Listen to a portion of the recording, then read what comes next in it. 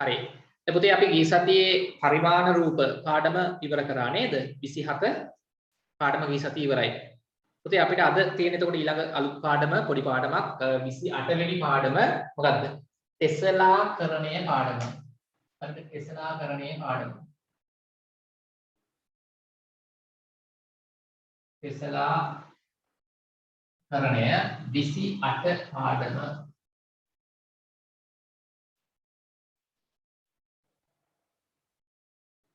ටෙස්ලාකරණය 28 පාඩම මාතෘකාව දාන්න පාඩමේ.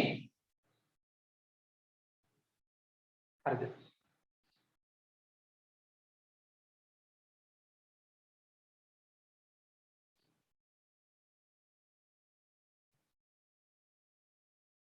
හරි.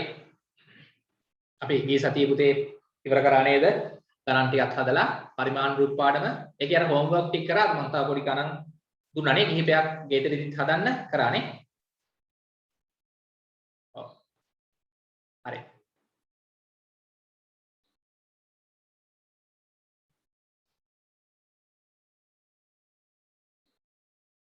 ටෙස්ලාකරණය 28 පාඩම. දැම්මද? හරි. දැන් පුතේ මොකද්ද මේ ටෙස්ලාකරණයක් කියලා කියන්නේ? මොකද්ද මේ ටෙස්ලාකරණය කියලා කියන්නේ ඇත්තටම? කාට හරි කිව්වේ හැකිද උදාහරණයක්?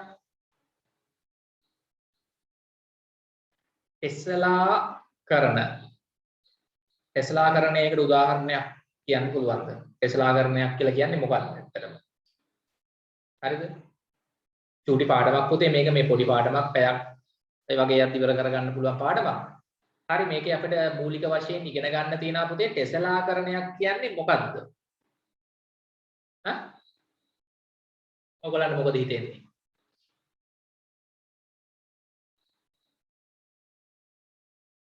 ඔව්.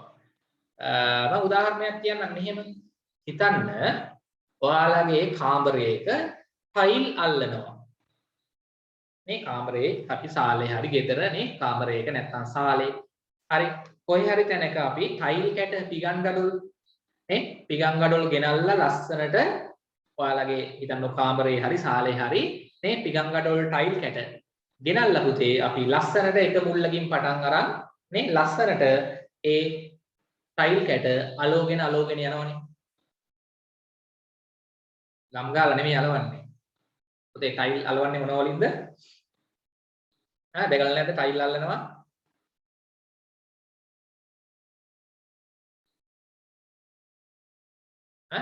සිමෙන්ති වලින් සිමෙන්ති තමයි නෑ හරි නැත්නම් ටයිල් අල්ලන දැන් තවත් එකක ඒවා තියෙනවා හදපුවා හරි සිමෙන්ති හිතන්නකො සිමෙන්ති දාලා නේ අනලා හරිද සිමෙන්ති අනලා අපි බිම ඔයගොල්ලන්ගේ කාමරයක හරි නැත්නම් සාලේ හරි අපි ටයිල් කැට ලස්සනට එක මුල්ලකින් පටන් අරන් නේ ලස්සනට අලෝගෙන යනවා අල්ලගෙන ටයිල් කැට අන්න ඒකට මොකක්ද ඒ කියන්නේ? ඒ පුතේ කරන්නේ ටෙස්ලාකරණයක්.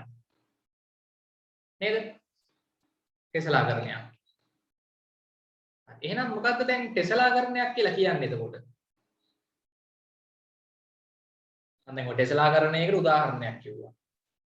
හරි කිසියම් ගෙබිමක ටයිල් කැට ඇතිරීම නැත්නම් ඇල්ලීම. ටයිල් කැට විතරක් නෙමෙයි ඔයගොල්ලෝ සමහරලාට දැකලා ඇති ඔයගොල්ලන්ගේ දැන් ওই මිදුල් වල පවා නේද? පාරේ යද්දි පවා ඔයගොල්ලෝ දැකලා ඇතිනේ. අර මගින් ගමන් කරන මන්තිරු වල දෙපැත්තේ ලස්සනට නේද? කොන්ක්‍රීට් ගල් අල්ලලා තිනවා දැකලා තිනවද? සමහරලාට ගෙවල් වලත් සමහරලාට එළියේනේ වත්තේ ලස්සනට කොන්ක්‍රීට් ගල් අල්ලලා තිනවා. දැකලා තිනවද අතුස්සන්?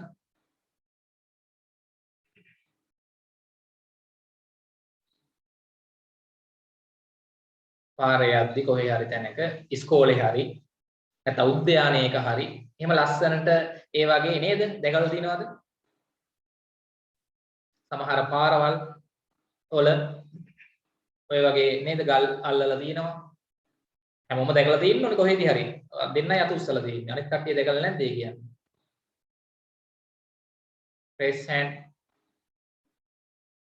පාරේ මග තොටේදී නැත්නම් කොහේ හරි වත්තක යාළුවෙක්ගේ ගෙදරක හරි ටයිල් කැට අල්ලලා තිනවා දැකලා තිනවද නැත්නම් හරිද ඔයාලගේ වත්තේ හරි ගෙදර හරි මොනවා හරි නේ කොන්ක්‍රීට් ගල් ලස්සන ගල් තිනවා පාට කරපු ඒවා තිනවා නේ රතු පාට ගාපුවා කළු පාට ලස්සනට නේද අපිට අල්ලගෙන යන්නයි තියෙන්නේ ලස්සනට කොන කීදම් පටන් අරන් නේද? ඈ ඔව් හොඳයි තියෙනව නේද? හරි දැකලා තියෙනවා. හරි. ඉතින් ඒවා තමයි ටෙස්ලා කරන වල උදාහරණ. දැන් මම ඔයගොල්ලන්ගෙන් අහනවා දැන් ওই ටෙස්ලා කරන වල උදාහරණනේ. ඉතින් මම දැන් අහනවා එහෙනම් ටෙස්ලා කරණයක් කියලා කියන්නේ මොකක්ද? කාට හරි කිව්වේ හැකිද? ටෙස්ලා කරන වලට මම උදාහරණ ටිකක් කිව්වා. ඔව් ඉන්ටර්ලොක් ගල් කියලා කියන්නේ නේ. ඔව් ඉන්ටර්ලොක් ගල් අල්ලනවා කියලා කියන්නේ. ඉන්ටර්ලොක් ගල් කියලා තමයි ඒවට කියන්නේ නේ. ලස්සනට ඔය වතු හදද්දි පවා ලස්සනට ගාඩන් එක හදද්දි එහෙම අල්ලනවා. ඉන්ටර්ලොක් ගල් කියලා කියන්නේ නේ. පාරවල් වලට අල්ලනවා සමහර නේද? ප්‍රධාන පාරවල් වලට මේ ප්‍රධාන පාරවල් නැති කාපට් නේ කරන්නේ. නේද? සමහර අතුරු නේ පාරවල් තියෙන පොඩි පොඩි. ඒවට පවා අල්ලනවා ඉන්ටර්ලොක් ගල් පාරේ. ලස්සනට. ටෙස්ලා කරණයක් කියන්නේ මොකද්ද? මෝස්තරයක්. කමක් නැහැ. අපන්න ඔයගොල්ලන්ට හිතන දේ කියන්නේ ටෙස්ලා කරණයක් කියලා කියන්නේ මොකද්ද?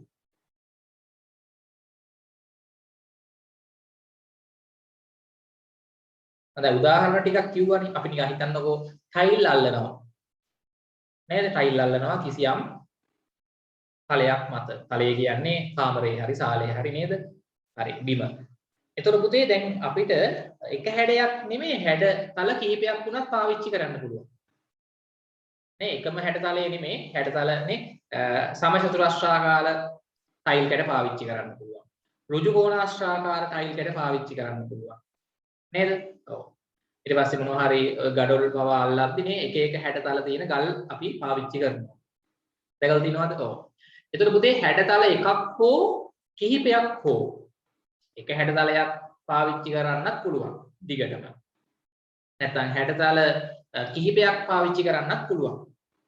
හරිද? පාවිච්චි කරලා ඒවා පුතේ එක මත එක නොසිටිනසේ එක මත එක වැටෙන්න අල්ලන්න බෑ. දැන් ටයිල් අල්ලද්දී ඕගොල්ලෝ දැකලා තියෙනවද? ටයිල් කැටයක් මත ටයිල් කැට පොඩ්ඩක් හරි ගෑවෙන්න අල්ලලා නෑ නේද පුතේ? දැන් හිතන්නකෝ දැන් මෙන්න ටයිල් කැට අල්ලනවා මෙන්න මේ කාමරේ. බලන්න. මෙන්න කාමරයක් තියෙනවා. මේ කාමරේ මේ තියෙන්නේ බිම. දැන් අපි ටයිල් කැට අල්ලන්න හදන්නේ සමචතුරස්‍රාකාර ටයිල් කැට. මෙන්න එක ටයිල් කැටයක් තියෙනවා. මොකද ඊළඟ ටයිල් කැටේ අල්ලන්නේ මෙහෙමද? කොටසක් මේ උඩයි කොටසක් මේ පැත්තේ එහෙම අල්ලනවද? එහෙම අල්ලන්නේ නේද? ඔව් එහෙම අල්ලන්නේ නැහැ. ඊළඟ ටයිල් කැටේ අල්ලන්නේ මේ ටයිල් කැටේ ඉවර වෙච්ච තැන. මේ ගෑවෙන්නේ. හිඩසක් එන්න අල්ලනවද නැහනේ? මෙන්න ඊළඟ ටයිල් කැටේ. හරි ඔහොනේ අල්ලලා යන්න ලස්සනට. මෙන්න ඊළඟ ටයිල් කැටේ. හරි. ඔන්නම දැන් ඔන්න ටයිල් කැට හතරක් ඇල්ලුවා. හරි. ඊළඟ ටයිල් කැටේ මෙහෙම පොඩි හිඩසක් හරි මෙහෙම අල්ලනවද? මෙතන හිඩසක් තියලා අල්ලනවද? එහෙම අල්ලන්නෙත් නැහනේ අන්න. ඒතර පුතේ කිසියම් තලයක් මේක තලයක්නේ. හරි. සාලේ හරි කාමරයක් හරි ගත්තොත් මේ බිම තලයක්. කිසියම් තලයක් මතනේ ඔව් හැඩතල එක වර්ගයක ටයිල් කැට අල්ලගෙන යන්නත් පුළුවන්. තැනින් තැන වෙන ටයිල් දාන්නත් පුළුවන්. නේද? හැඩතල කිහිපයක් වුණත් කමක් නැහැ. භාවිතා කරමින් එක මත එක නොසිටිනසේ හිඩැස් නොපවතිනසේ එකක් මත එකක් අල්ලන්නත් බෑ හිඩැස් තියෙන්නත් බෑ මේ වගේ. හරිද? එක මත එක නොසිටිනසේ හිඩැස් නොපවතිනසේ ක්‍රමානුකූලව ලස්සනට ක්‍රමානුකූලව නැවත නැවත මේ ටයිල් කැට යොදා ගනිමින් නැවත නැවත යොදා ගනිමින් කිසියම් තලයක් මත හරි මේ වගේ කාමරයක් සාලේ මේ තලයක් මත යම් ඉඩ ප්‍රමාණයක් යම් ඉඩකඩ ප්‍රමාණයක් දැසී යනසේ දැන් මේ ටයිල් ඇල්ලුවාම මේ කාමරේ පතුල නේද වැසීලා යනවා වැසීලා වැහෙනවනේ ටයිල් වලින් වැහෙනවා නේ වැසී යනසේ පිළියෙල කිරීමේ ක්‍රියාවලිය ඇල්ලීමේ ක්‍රියාවලිය පිළියෙල කිරීමේ ක්‍රියාවලිය උදේ අපි හඳුන්වනවා මොකක් කියලාද ලස්සන නමකින් ටෙස්ලාකරණය ලෙස හඳුන්වනවා. තේරිච්ච කට්ටිය අත උස්සන්න ටෙස්ලාකරණයක් කියන්නේ මොකක්ද කියලා දැන් හොඳට ප්‍රෙස් හෑන්ඩ් කරන්න. ටෙස්ලාකරණයක් කියන්නේ මම උදාහරණ කිව්වා ටෙස්ලාකරණයක් කියන්නේ මොකක්ද කියලා දුන්නා. එහෙනම් අපි ලියලා ඉමුනේ. ඔව්. හරි. දැන් මුලින්ම අපි ටෙස්ලාකරණයක් කියන්නේ මොකක්ද කියලා ලියමු. අපි නිකන් ලියමු ටෙස්ලාකරණයක් කියනු කුමක්ද කියලා ලියලා ලියමු. හරිද? කරුවත්තා නිල් පෑනෙන් ලියන්නේ ඉස්සෙල්ලාම මාතෘකාව ලියුවනේ කාටද මේ නම? ටෙස්ලා කරණයක් යනු කුමක්ද?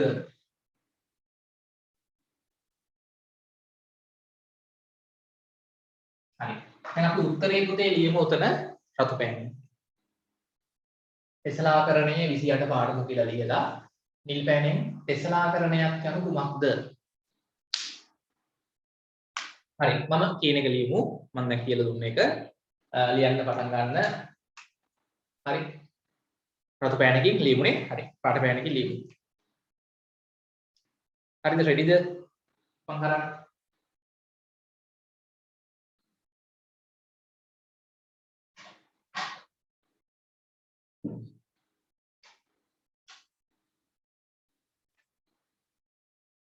හරි. ලියන්න.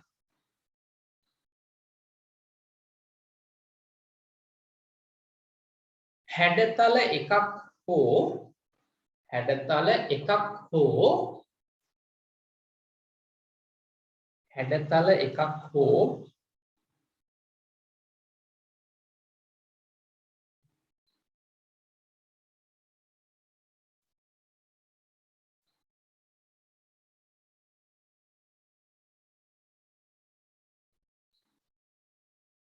කීපයක් හෝ හැඩතල එකක් හෝ කිහිපයක් හෝ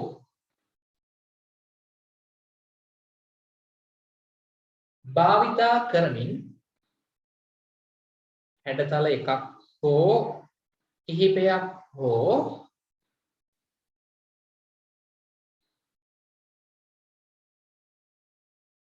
හැඩතල එකක් හෝ කිහිපයක් හෝ භාවිතා කරමින්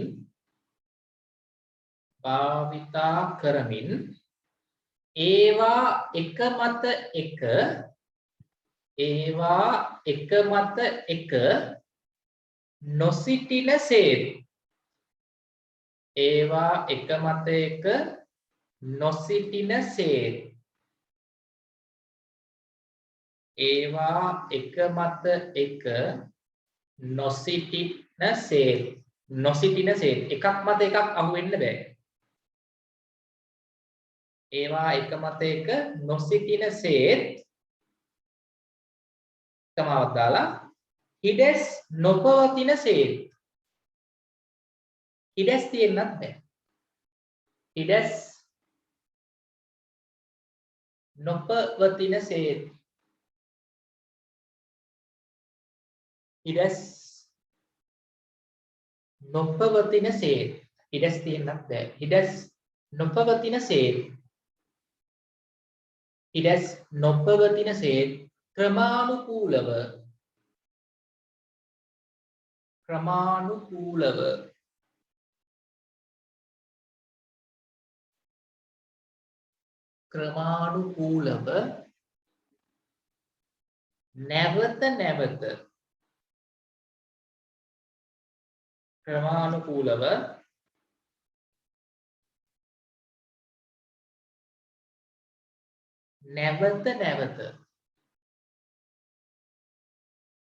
ක්‍රමානුකූලව නැවත නැවත යොදා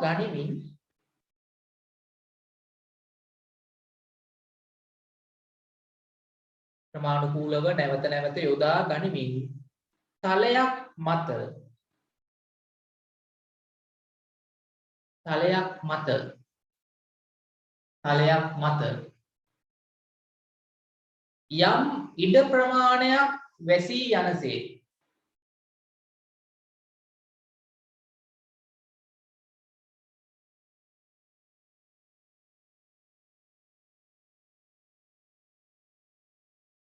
යම් ඉඩ ප්‍රමාණයක් වැසී යනසේ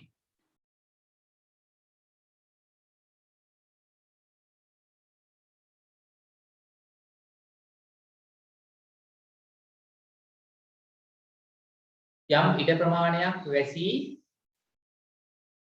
යනසේ පිළියෙල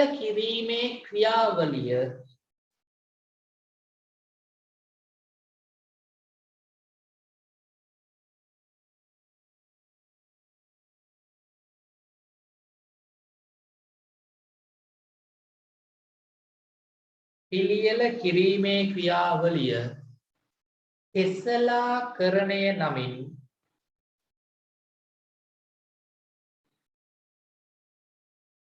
තෙසලාකරණය නමින් හැඳින්වේ. තෙසලාකරණය නමින් හැඳින්වේ. හරි. අපි ඉගෙන ගත්ත පුතා ටෙස්ලාකරණයක් කියන්නේ මොකද්ද? ටෙස්ලාකරණ වලට උදාහරණ මොනවද? හරි. දැන් මේ ටෙස්ලාකරණයක් කරන්නේ ඇයි? නිකන් ඉන්න බැරුවටද? ඈ? ඇයි ටෙස්ලාකරණයක් කරන්නේ? ඇයි ඔය ගල් අල්ලන්නේ? ඇයි ටයිල් අල්ලන්නේ? නිකන් ඉන්න බැරුවට. එහෙමද? ඇයි ඒ? මොකද්ද? අලංකාරය. මොනවාද? ඔව් අලංකාරය සඳහා ලස්සනටනේ අපි ලස්සනට ඉන්නේ බෑ. ලස්සනට අඳින්න ඕනේ. නේද? ඔව් ලස්සනට ජීවත් වෙන්න ඕනේ. එතකොට ඒ වගේ අලංකාරයනේ පරිසරයත් ලස්සනට පේනවා. එතකොට ලස්සනටනේ වත්ත ටෙස්ලාකරණය කරලා ගත්තාමනේ. වත්ත ටෙස්ලාකරණය කරනවා කියන්නේ ලස්සනට ගල් අල්ලලා ඉන්ටර්ලොක් ගල් නේද? ගේ ඇතුළත් ටෙස්ලාකරණය කරලා ගත්තාම ලස්සනයි. ටයිල් අල්ලලා ගත්තාමනේ. හරි. එතකොට අලංකාරය සඳහා පරිසරයේ අලංකාර බව වර්ධනය කිරීමට දායක වෙනවා මේ ටෙස්ලාකරණය කියන්නේ. ඔව් යම් කිසි දෙයක් ලස්සන කරගන්න. තේරුණාද? හරි. අපි පොඩ්ඩක් උදාහරණ කිහිපයක් ලියමු. ටෙස්ලාකරණ වලට උදාහරණ. ටෙස්ලාකරණ සඳහා උදාහරණ.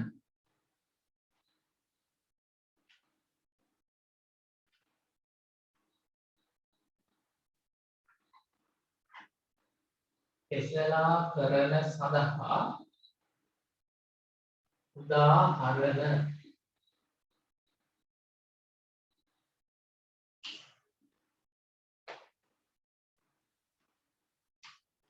ටෙස්ලාකරණ සඳහා උදාහරණ.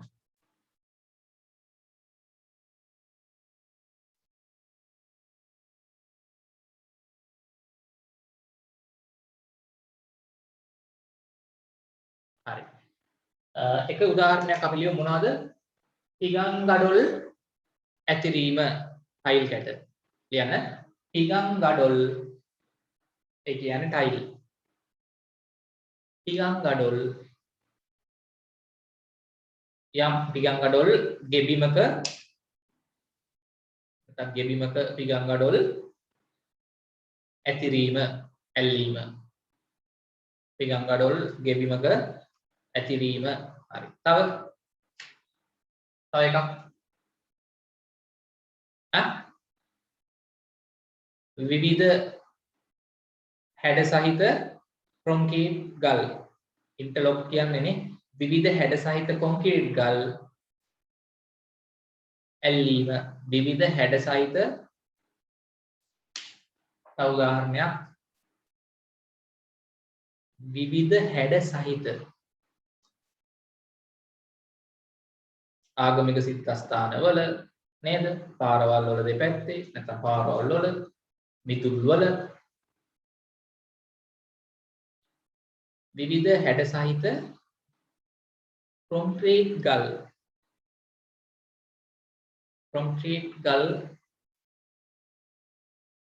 ඇතිරීම. ගෙබිමක නැත්නම් මොකක් හරිනේ ඇල්ලීම.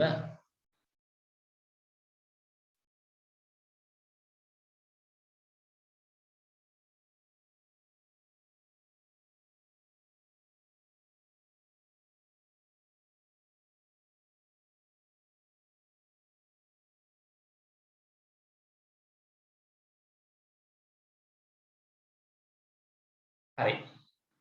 උදාහරණ ලිව්වද?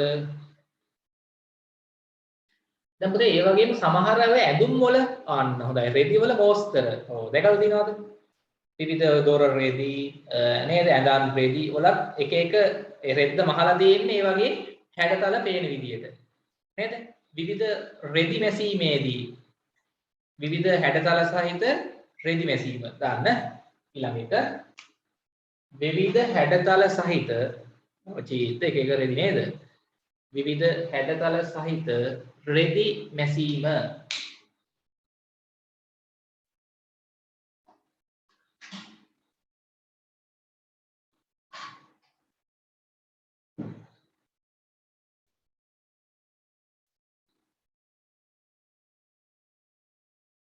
හරි.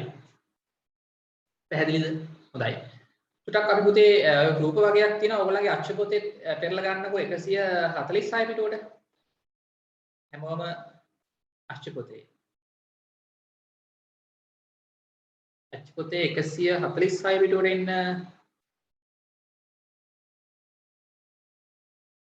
අක්ෂ පොතේ 146 පිටුව.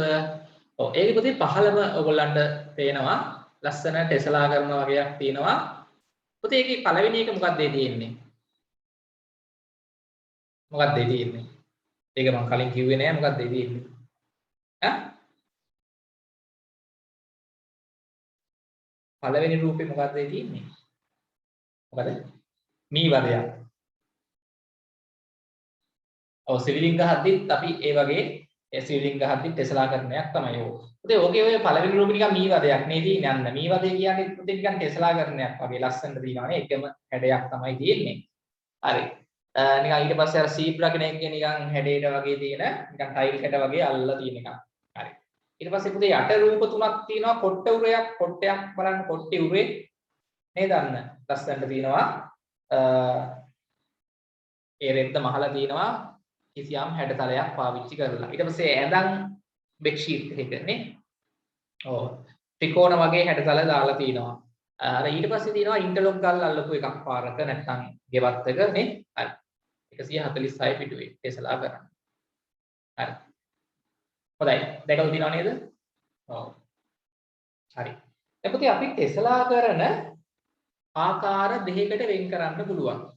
හරි. අපි ඒකට එන්නයි හදන්නේ පාඩමේ අන්තිම කොටස. කියන්නේ එහෙම. ටෙස්ලා කරන වර්ග දෙකකට වෙන් කරයි.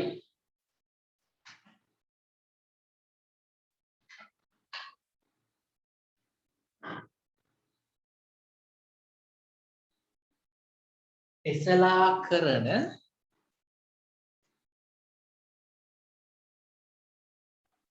වර්ග දෙකකට වෙන් කරයි.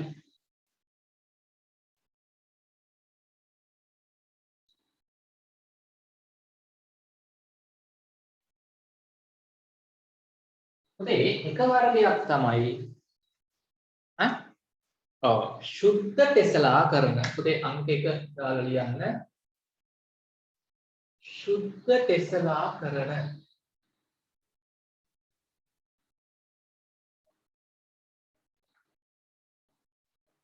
මොකද? සුද්ධ ටෙස්ලා කරන. අනිත් වර්ගය තමයි අර්ධ සුද්ධ ටෙස්ලා කරන. මොකද පුතේ? අර්ධ සුද්ධ ටෙස්ලා කරන.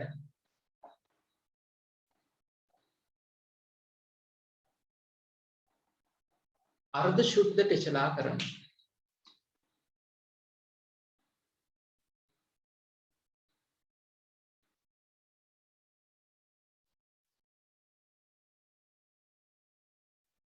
හරි. දැන් මොකද්ද පුතා මේ සුද්ධ අපි දැන් මුලින්ම කතා කරමු. අපිට මේ දෙක තමයි පුතේ ඉගෙන ගන්න තියෙන්නේ. සහ මේවට උදාහරණ මොනවද බලමු. හරි. දැන් අනුමාත්‍රිකාව අපි දාමු. සුද්ධ ටෙස්ලා කරන කියලා. අනුමාත්‍රිකාව දාන්න සුද්ධ ටෙස්ලා කරන.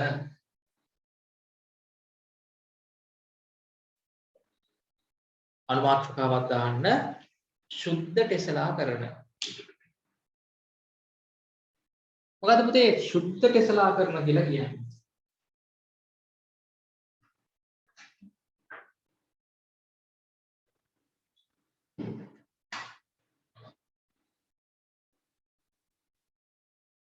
කියන්න බලන්න. සුද්ධ ටෙස්ලාකරණයක් කියන්නේ මොකක් වගේද? ඇත්තේ. පුතා දැන් ඔයගොල්ලෝ දැකලා ඇති පුතේ සුද්ධ ටෙස්ලාකරණයක් කියන්නේ ඔව් පුතේ එකම හැඩතලයක් පමණක් පාවිච්චි කරලා. එකම හැඩතලයක්. ඒ කියන්නේ හැඩතල වර්ග එකයි පාවිච්චි කරන්නේ. හරිද? එකම හැඩතලයක් හැඩතල එකක් පමණක් භාවිතයෙන් අපි ටෙස්ලාකරණයක් කරොත් ඒක හඳුන්වනවා සුද්ධ ටෙස්ලාකරණයක් කියලා. හිතන්නකො පුතේ අපි ඔයාලගේ කාමරයක එකම වර්ගයේ ටයිල් කැට අල්ලගෙන ගියොත් නේ? ඔයාලගේ කාමරයක බිම එකම වර්ගයේ ටයිල් කැට අල්ලගෙන ගියොත් එතකොට ඒ මොකක්ද ඒක? සුද්ධ ටෙස්ලාකරණයක්. ඊට පස්සේ පුතේ අපි ඉන්ටර්ලොක් ගල් එකම වර්ගයේ ගල් අල්ලගෙන යනවා. පාරක නැත්නම් වත්තක. ඒක එතකොට මොකද්ද පුතේ? සුද්ධ ටෙස්ලාකරණයක්. තේරිච්ච කට්ටිය රේස් හෑන්ඩ් කරන්න. සුද්ධ ටෙස්ලාකරණයක් කියන්නේ හැඩතල එකක් පමණක් එකම වර්ගයේ හැඩතලයක් පාවිච්චි කරලා එකම හැඩතලයක් එකම වර්ගයේ හැඩතලයක් පාවිච්චි කරලා කරන ටෙස්ලාකරණ. හොඳයි අපි ලියමු රතු පෑනෙන් ලිව්වත් කමක් නැහැ. සුද්ධ ටෙස්ලාකරණයක් කියන්නේ මොකක්ද කියන එක ලියන්න. හැඩතල එකක් පමණක් එකම වර්ගයේ හැඩතලයක් පමණක් හැඩතල එකක් පමණක් හැඩතල ඒ කියන්නේ මේ එක ටයිල් කැටයක් අල්ලනවා කියන එක විතරක් නෙමෙයි ඈ එකම වර්ගයේ ටයිල් කැට අල්ලගෙන යනවා වෙන වෙන වර්ගයේ ටයිල් කැට අල්ලන්නේ නැහැ හැඩතල එකක් පමණක් භාවිතයෙන් කරනු ලබන ටෙස්ලාකරණ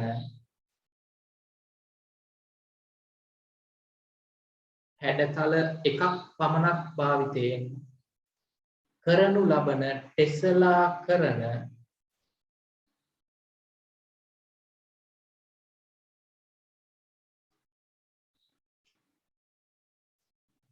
හැඩතල එකක් පමණක් භාවිතයෙන් කරනු ලබන ටෙස්ලාකරණ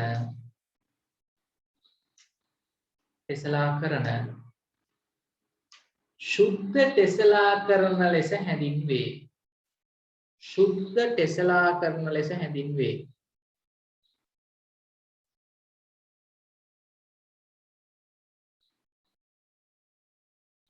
සුද්ධ ටෙස්ලාකරණ ලෙස හැඳින්වේ. සුද්ධ ටෙස්ලාකරණ ලෙස හැඳින්වේ. ලිවද? ලිලිවරද? සුද්ධ ටෙස්ලාකරණ ලෙස හැඳින්වේ. හැඩතල එකක් පමණක් භාවිතයෙන් කරනු ලබන ටෙස්ලාකරණ සුද්ධ ටෙස්ලාකරණ ලෙස හැඳින්වේ. ඉතින් අපි පොඩ්ඩක් එමු ඔයාලගේ අච්චු පොතේ පෙරලා ගන්න 147 පිටුවට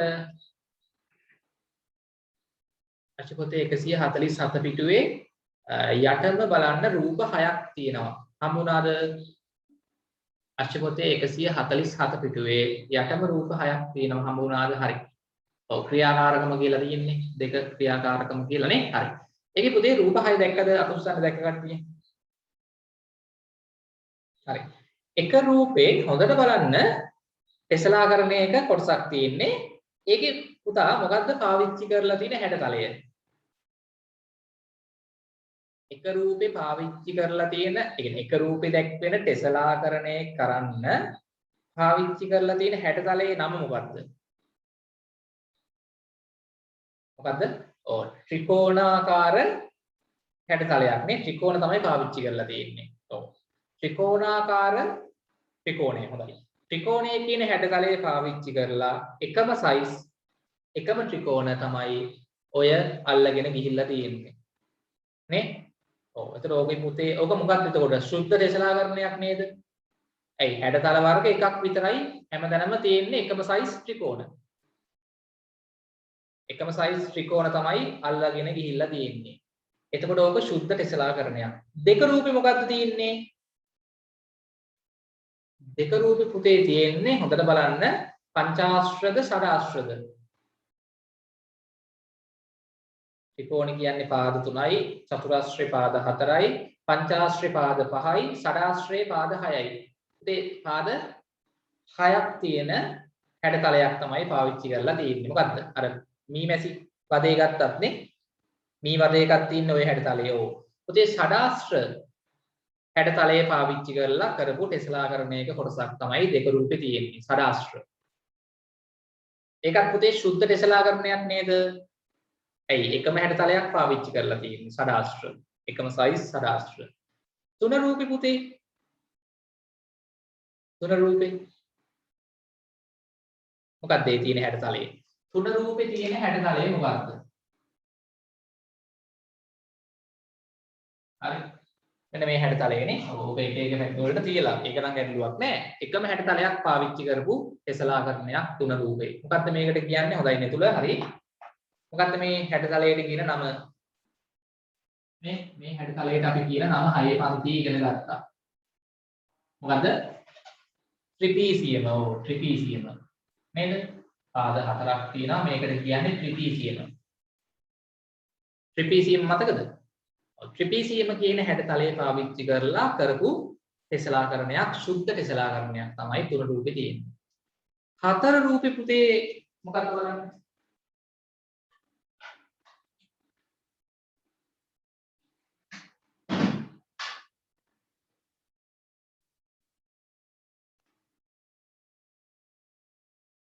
හතර රූපේ ඔව් මොනවාද?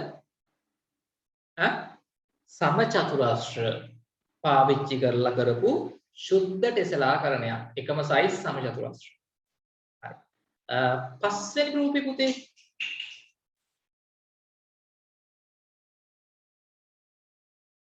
පස්වෙනි රූපේ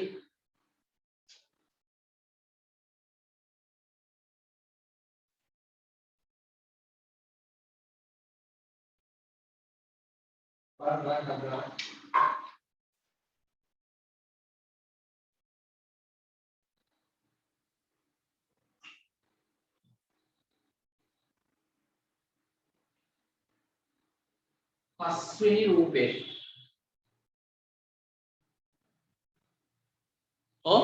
මොනවද තියෙන්නේ? නිකන් කිරිබත් කෑලි. නිකන් මොකක් වගේද අපි ඔකට කියන්නේ? සමාන්තරාශ්‍රය. සමාන්තරාශ්‍රය හොඳයි. සමාන්තරාශ්‍රය හැඩයනේ. ඔව් සමාන්තරාශ්‍රය හැඩය පාවිච්චි කරලා කරපු සුද්ධ ටෙස්ලාකරණයක්. 6 වෙනි රූපේ 6 වෙනි රූපේ තියෙන ටෙස්ලාකරණය මොනවාද? ඔව් හොඳයි. ඍජු කෝණාශ්‍ර නැත්නම් රෙක්ටැන්ගල් ඉංග්‍රීසියෙන් කියන්නේ. හරි. ඍජු කෝණාශ්‍ර හැඩතලය පාවිච්චි කරලා කරපු සුද්ධ ටෙස්ලාකරණයක්. හරි. හොඳයි පුතා අපි එහෙනම් එමු ඕකේ අභ්‍යාසයට. දැන් හැමෝම එන්න 28 එක අභ්‍යාසයට.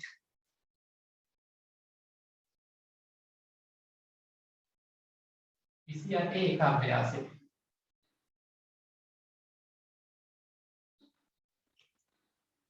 හරි. හොඳයි. පොඩි පාඩමක් තව ටිකක් වෙලා යද්දි අපිට ඉවර වෙන්න කරගන්නත් පුළුවන් පාඩම. ගෙදරින් නිකන් ඉන්න ගමන් ලස්සන ඔය පාට කොළ අරගෙන ඔය වගේ හැඩතල කපලා ඊට පස්සේ කඩදාසියක් මත අලවන්න. හරිද? ලස්සනට එතකොට එනවා ටෙස්ලාකරණය. හොඳයි. එක ටෙස්ලාකරණයක් කිරීමේදී සැලකිලිමත් විය යුතු කරුණු දෙකක් ලියන්න. ලියන්න කලින් කියමු. මොකක්ද එන්න ඕනේ? ටෙස්ලාකරණයක් කිරීමේදී සැලකිය යුතු කරුණු. අපි අර ටෙස්ලාකරණය කියලා කියන්නේ මොකක්ද කියලා ලිව්වා නේද? ඒකේ ඒ කරුණු දෙකම ලිව්වා. මොකද්ද? එකක්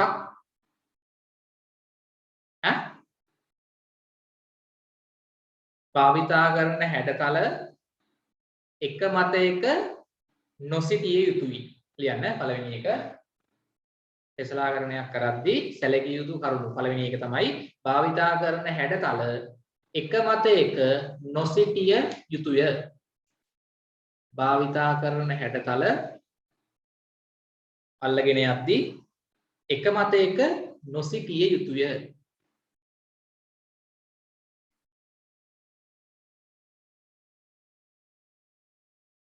හොඳයි. සෙනුපි හරි. ඊළඟ එක මොකද්ද?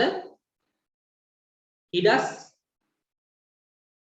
තියෙන්න බෑනේ. ඔව්. නෑ සැලකිය යුතු කරුණු වලට අර දෙක තමයි පුතේ එන්න ඕනේ. හැඩතල එකක් හෝ කිහිපයක් කොහොමත් අපි ගන්නවනේ. ඒක ලියන්න එපා. වැදගත් කාරණා දෙක මොකද්ද? භාවිතා කරන හැඩතල එක මතයක නොසිටින නැත්නම් නොසිටිය යුතුය. අනිත් එක මොකද්ද? ඉඩස් නොපවතිය යුතුය. ඉඩස් නොපවතිය යුතුය. ඉඩස් තියෙන්න බෑ. හරි. ඔන්න ඔය දෙක තමයි සැලකිය යුතු ප්‍රධාන කාරණා දෙක. තේරුණාද? ලියන්න ඉක්මනට. හරි. ප්‍රශ්න අංක 1ට උත්තර ලිව්වද? හැඩතල එකක් මත එකක් වැටෙන්න බෑ. අනිත් එක ඉඩස් තියෙන්න බෑ. ඉඩස් තියෙන්න බෑ. හැඩතල එකක් මත එකක් වැටෙන්න බෑ. ඉවරද? ලිව්වද ඉවරද?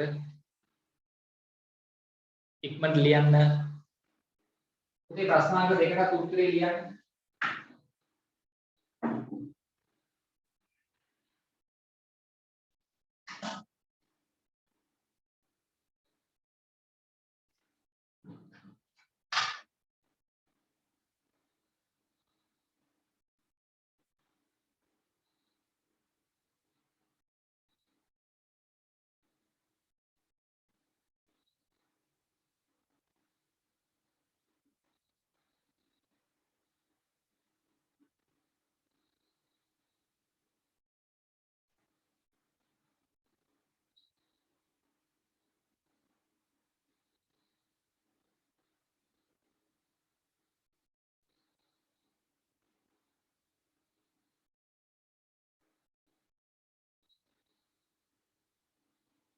හරි.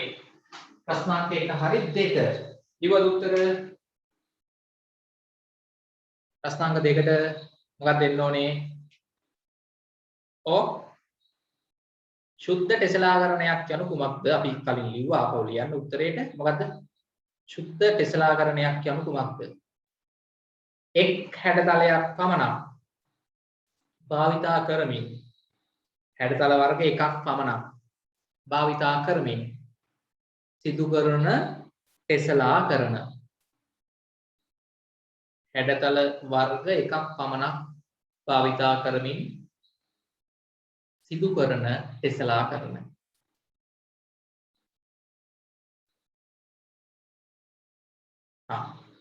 ප්‍රශ්නාංක 3.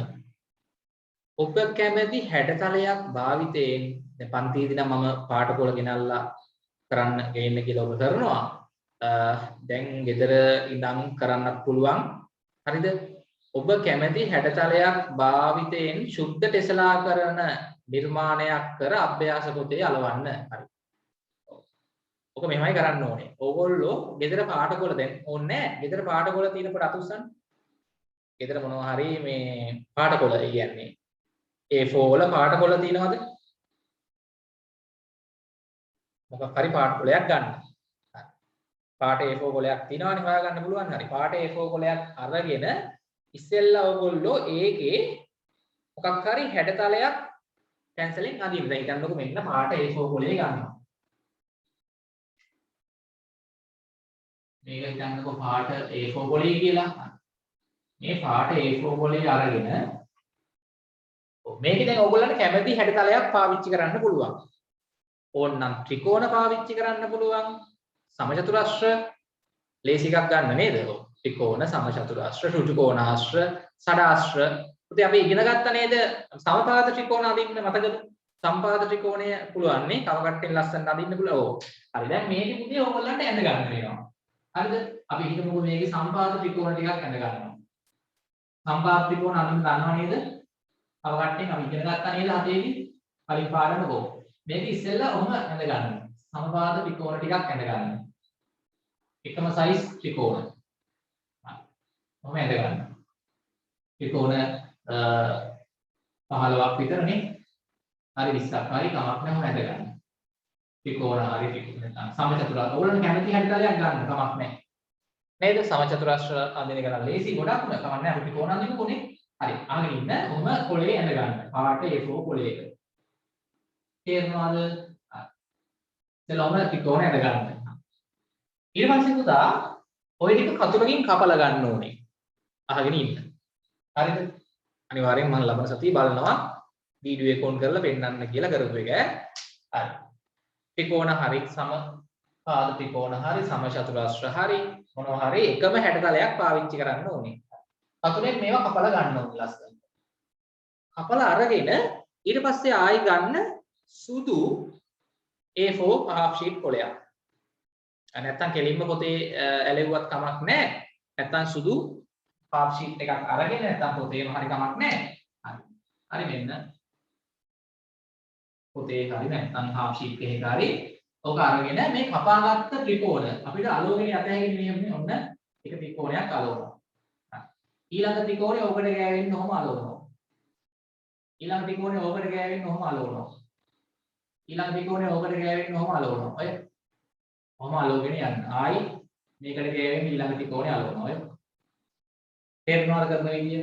ආයි මේකට ගෑවෙන්න ඊළඟ ත්‍රිකෝණය අලවනවා. ඔය ඒකට ගෑවෙන්න ඊළඟ එක ඔහම අලවනවා. ඔය ආයි අලවනවා. ඔය ආයි අලවනවා. ඔහම අලවනවා. ආයි එකක් අලවනවා. 20ක් විතර කපා ගන්න. එතකොට ටිකක් ලොකුට එනවනේ නේ ඇලෙව්වහම. හරි කොහොම තේරුණාද කරන විදිය දෙදරිදි කොහොම අලවගෙන යන්න අර කපාගත්ත ත්‍රිකෝණ ටික අලවන්න. කරන්න පුළුවන් කට්ටිය අත උස්සන්න. එතකොට මේක ලස්සනට අපිට එනවා ටෙසලාකරණයක්, ශුද්ධ ටෙසලාකරණයක්. ඉස්සෙල්ලා පාට A4 ගොලයක එක සයිස් ත්‍රිකෝණ හරි සමචතුරාර්ය හරි ඍජුකෝණාශ්‍ර හරි ෂඩාශ්‍ර හරි ඕගොල්ලන්ට ලේසි එකක් ඇඳ ගන්න ඒ වගේම කිහිපයක් එකම සයිස්.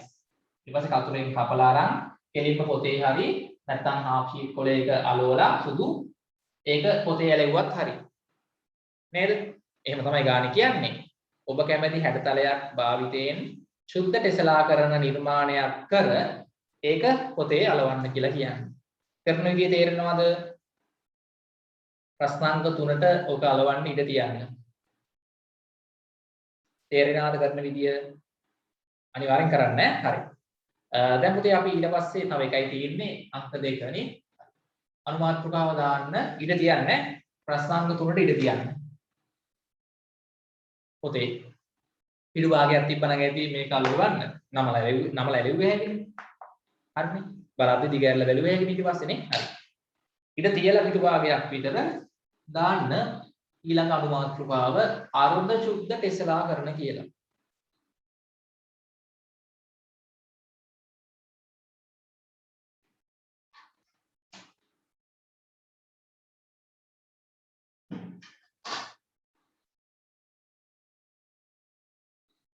ඒ දින වැඩ පුතේ කරන්න ඕන නොකර ඉන්න බෑ.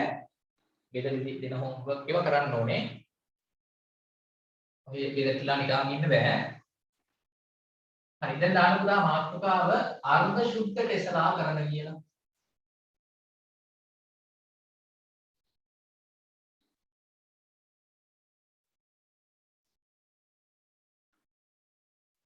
අර්ධ ශුද්ධ ටෙසලාකරණ.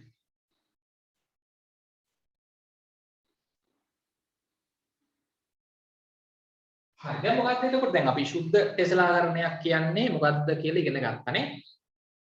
ඔව්.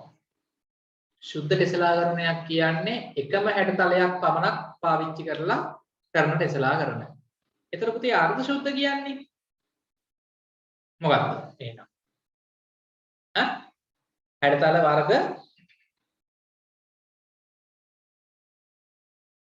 හැඩතල වර්ග දෙකක් හෝ ඊට වඩා වැඩි ගාණක් යොදා ගනිමින් සිදු කරන ටෙසලාකරණ අර්ධ ශුද්ධ ටෙසලාකරණ ලෙස හඳුන්වනවා. කිව් එක තේරිච්ච කට්ටිය අත උස්සන්න. හැඩතල අඩුම තරමින් දෙකක්වත් වර්ග තියෙන්න ඕනේ. නැත්නම් ඊට වඩා වැඩි ගාණක් වුණත් කමක් නැහැ. හැඩතල වර්ග දෙකක් හෝ ඊට වඩා වැඩි ගාණක් කිහිපයක්. එක හැඩතලයක් විතරක් පාවිච්චි කරොත් ඒක ශුද්ධ ටෙසලාකරණයක් නේ. හැඩතල දෙකක් හෝ කිහිපයක් ලියන්න. හැඩතල දෙකක් හෝ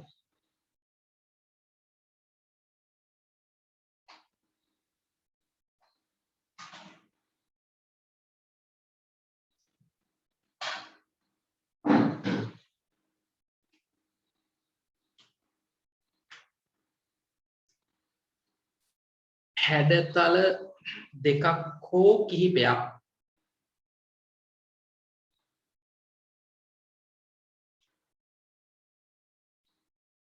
හැඩතල දෙකක් හෝ අඩුම තරමින් වර්ග දෙකක්වත් තියෙන්න ඕනේ. එක වර්ගයක් පාවිච්චි කරොත් සුද්ධ ටෙසලාකරණයක් වෙනවනේ. අර්ධ සුද්ධ වෙන්න නම් හැඩතල දෙකක් හෝ කිහිපයක් හෝ යොදා ගනිමින් හැඩතල දෙකක් හෝ හැඩතල වර්ග දෙකක් හෝ කිහිපයක් හෝ යොදා ගනිමින්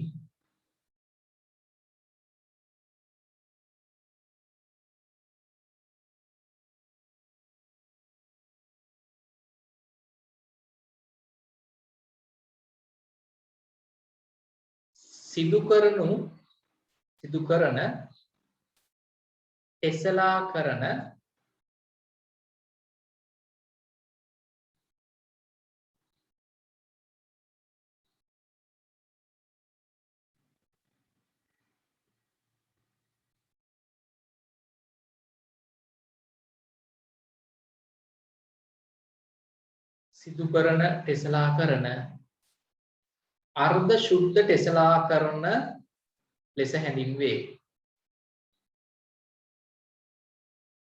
සිදු කරනු ලබන ටෙසලාකරණ අර්ධ ශුද්ධ ටෙසලාකරණ ලෙස හැඳින්වේ. ලියවද? හරි.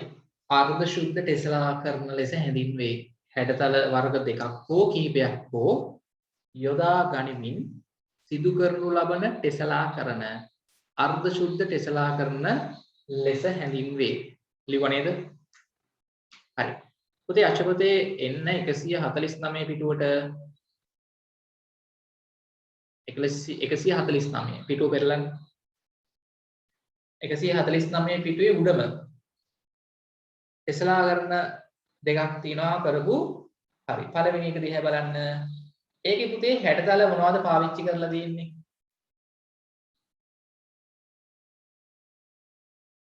කියන්ටක් ගාලා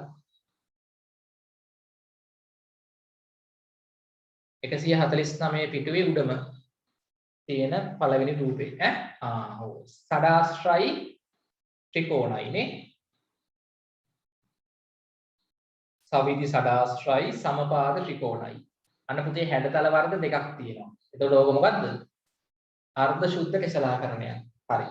පුතේ ඊළඟ එක බලන්න.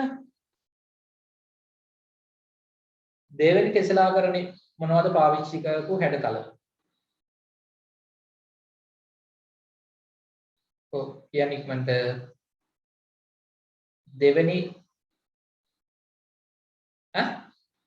සම චතුරාශ්‍රය. ඔව්. එතකොට එක වර්ගයක් විතරයි මාර්ගයේස් එක. සම චතුරාශ්‍ර විතරයි තියෙන්නේ. එහෙමද? හැඩතල මොකද? එක හැඩතලයක් විතරක් තිබ්බොත් ශුද්ධ ටෙසලාකරණයක් වෙනවනේ. මොකද? මම අහන්නේ දෙවෙනි රූපේ. දෙවෙනි රූපේ ත්‍රිකෝණ නැහැ. පළවෙනි එකේනේ මේ ත්‍රිකෝණයි සඩාශ්‍රයි තිබ්බේ.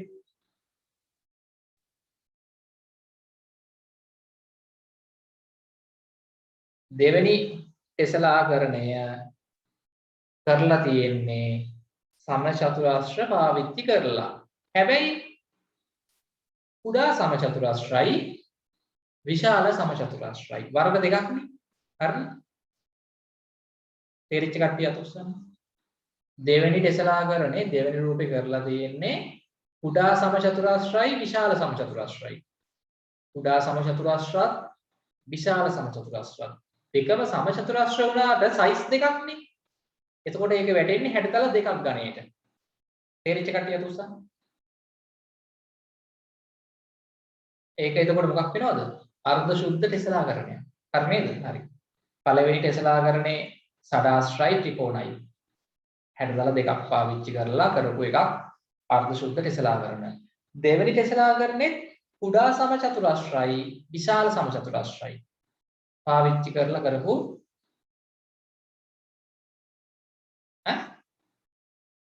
ඔයගොල්ලන්ගේ පොතේ නැද්ද රූපයක්? දෙවෙනි රූපේ 149 පිටුවේ උඩම නැද්ද?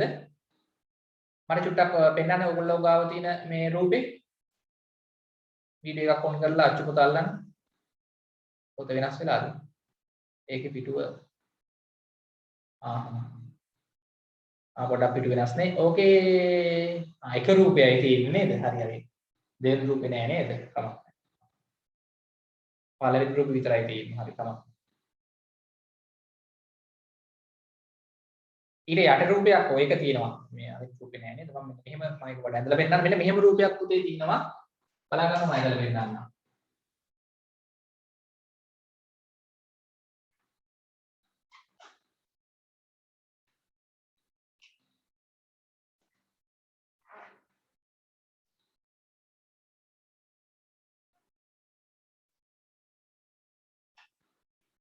මෙන්න මෙහෙම එකක් තියෙනවා. ඔයගොල්ලන්ගේ අතුරු තියෙන තු ඇති.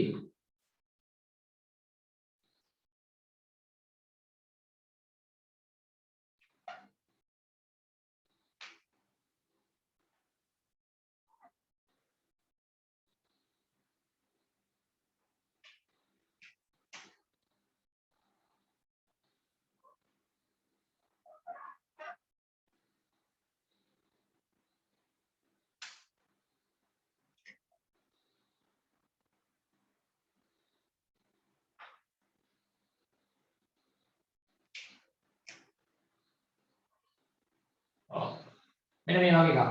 අපි කොටසක් විතර යන්නේ ඔය රූපේ හරි. මේක මොකද හිතෙන්නේ ඔයගොල්ලන්ට?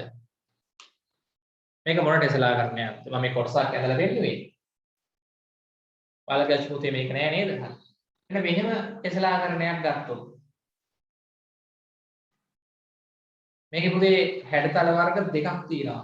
ඕක දැන් මේවා සමචතුරාශ්‍ර මේවා සමචතුරාශ්‍ර. හැබැයි මේවා විශාල සමචතුරාශ්‍ර. ලොකු සමචතුරාශ්‍ර මෙන්න මේවා කුඩා සමචතුරාශ්‍ර. මේක වෙන්නේ අර්ධ ශුද්ධ ටෙස්ලාකරණ වලට. තේරිච්ච කට්ටිය අත උස්සන්න.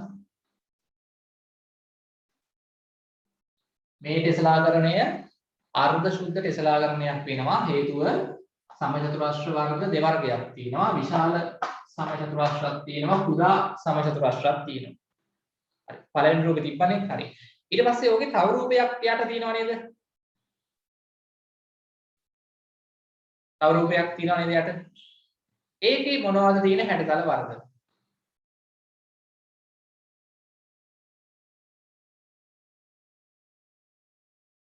ත්‍රිකෝණයි චතුරාශ්‍ර සමචතුරාශ්‍රයි නේ. දැක්කද?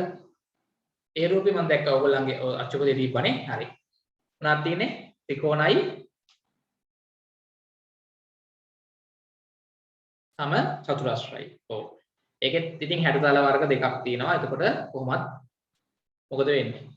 අර්ධ ශුද්ධ ටෙස්ලාකරණයක් වෙනවා. පැහැදිලිද? හැඩතල වර්ග තුනක් පාවිච්චි කරන්නත් පුළුවන්. හරි දැන් මම හිතනවා මම මේකට මෙතනින් සම්බන්ධ කරනවා මොකක් හරි තව හැඩතලයක්. නේද? ඕනනම් අපිට ඍතු කෝණාශ්‍ර පාවිච්චි කරන්න පුළුවන්.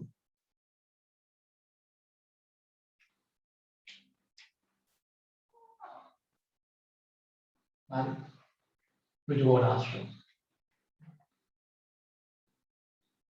මේ වගේ එකක් ගත්තොත්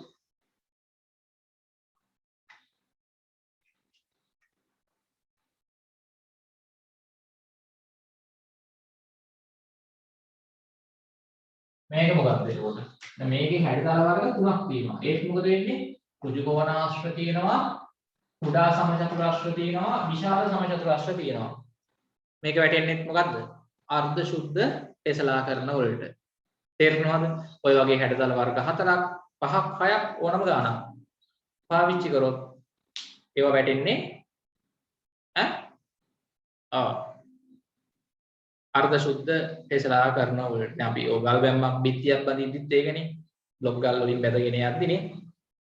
හරි බ්ලොක් ගල් අතර තියෙනවා මොනවාද? බදාම පොඩි ප්‍රමාණයක් නේ. දැන් බ්ලොක් ගල් බැදලා යද්දි මතකයිනේ. එහෙනම් බ්ලොක් ගල් අපි බිත්තියනේ බඳිද්දි ඔය. මෙතන ඊළඟ බ්ලොක් ගල් තියන්නේ මෙතන බදාම තට්ටුවක් දාලානේ තියන්නේ. මෙතන බදාම තට්ටුවක් තමයි වෙන්නේ. බදාම. ආයි බදාම තට්ටුවක් නේද? ඔය වගේ ලස්සනට ඊළඟ ගල් පේලිය ගත්තොත් නෝනේ ඔය වගේ ආවනේ. හරි බදාම තට්ටුවක් ආයෙත් ඊළඟ ගල නේ. ඔය වගේ බ්ලොක් ගල් නේ. හරි ඒකෙත් හැඩතල වර්ග දෙකක් තියෙනවානේ. රුජු කෝණාශ්‍ර විශාල හේතුයි කුඩා හේතුයි. මේ තියෙන්නේ බ්ලොක් ගල මේ තියෙන්නේ බදාම දාලා තියෙන ප්‍රමාණය. අර්ධ ශුද්ධ. මේ මොකද අර්ධ ශුද්ධ ගණයට තමයි වැටෙන්නේ. හරි එකම හැඩතලයක් විතරක් තිබ්බොත් ශුද්ධ කෙසලා ගන්න. තේරිච්ච කට්ටිය අත උස්සන්න. හරි. ඔව්. ඔව් ගඩොල් බිත්ති ගත්තත් එහෙම තමයි. හරි. දැන් ඊළඟට ඔයගොල්ලෝ සමානව දැකලා ඇති ওই බිත්ති වල ලස්සනට අර ගල් පේන විදිහට බැඳලා තියෙනවා නේ. කපරාදුව ගහන්න නැතුව තිබ්බහම දැකලා තියෙනවද? සමානලට ඔය ගේට්ටු කණු වලත් එහෙම තියෙනවා. කපරාදුව ගහුවොත් වටේ වැහිලා යනවා. ලස්සනට අර ගල් බේරෙන්න ගල පේන්න හොඳට දැකලා තියෙනවද? කණු බැඳලා තියෙනවා. ගේට්ටු කණු එහෙම. සමහර ගෙවල් වල කණුත් එහෙම ලස්සනට රතු පාට ගල් වලින් බැඳලා ලස්සනට පාට කරාම නේ. දැකලා තියෙන කට්ටිය අත උස්සන්න. පිටින් කපරාදුව ගහන්න නැතුව ලස්සනට අර ගල් ටික බැඳන් ගිහිල්ලා ලස්සනට නිකන් පෙසලාකරණයක් වගේ පේන්න ඔව් තියෙනවානේ ඒක උද්‍යාන වල හොටෙල් වල පවා එහෙම තියෙනවා හොඳයි. ගෙවල් වලත් සමහරලාට එහෙම තියෙනවා. ගේට්ටු කණු වලත් එහෙම තියෙනවා. විත්‍යක් තියෙනවා. ඔව් එහෙම සමහරලාට දැකලා ඇති. හරි. ඒ වගේදී අපිට මේ වගේ පෙසලාකරණ තමයි නේද? හරි. දැන් පුතේ මෙතන තව වැදගත් දෙයක් තියෙනවා මේ ටෙසලාකරණය එක. හරිද? මතක තියාගන්න ශුද්ධ ටෙසලාකරණයක් වුණත් අර්ධ ශුද්ධ ටෙසලාකරණයක් වුණත් මේ සරල රේඛීය තල රූප අපි පාවිච්චි කරන්නේ ටෙසලාකරණ කරද්දී ඇත්තටම මොනවද? අපි පාවිච්චි කරන තල රූප පුතේ මතක තියාගන්න සරල රේඛීය තල රූප වෙන්න ඕනේ. ටෙසලාකරණ කරද්දී පාවිච්චි කරන්න ඕනේ මොනවද? සරල රේඛීය තල රූප. හරිද? සරල රේඛීය තල රූප භාවිතයෙන් අපි ටෙසලාකරණයක් කරාම මේ ටෙසලාකරණයක පුතේ අපි ඕනම ශීර්ෂයක් ගත්තොත් හිතන්න ඔය මෙන්න මේවට කියනවා ශීර්ෂ. මේ කියන්නේ මෙතන ශීර්ෂයක් තියෙනවා. මේ මෙතන ශීර්ෂයක්. මේ මෙතන ශීර්ෂයක්. මේ මෙතන ශීර්ෂයක්. මේ මෙතන ශීර්ෂයක්. අර හැඩතල ඇවිල්ලා සෙට් වෙන මුළු තියෙනවා නෙමෙයි. මම මේ පෙන්නුවේ ඒ ශීර්ෂ.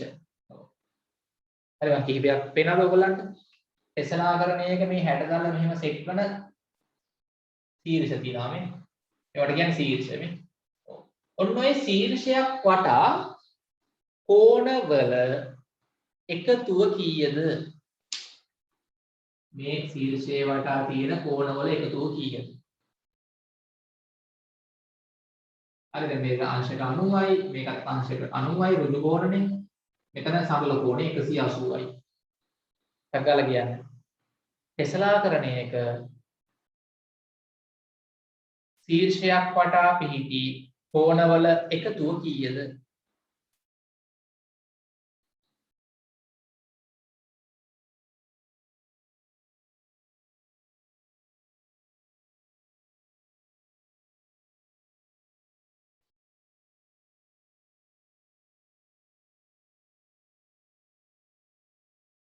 දන්නේ අංශක 360යි හොඳයි. කෝණමානි ගන්න ටක් ගාලා කෝණමානි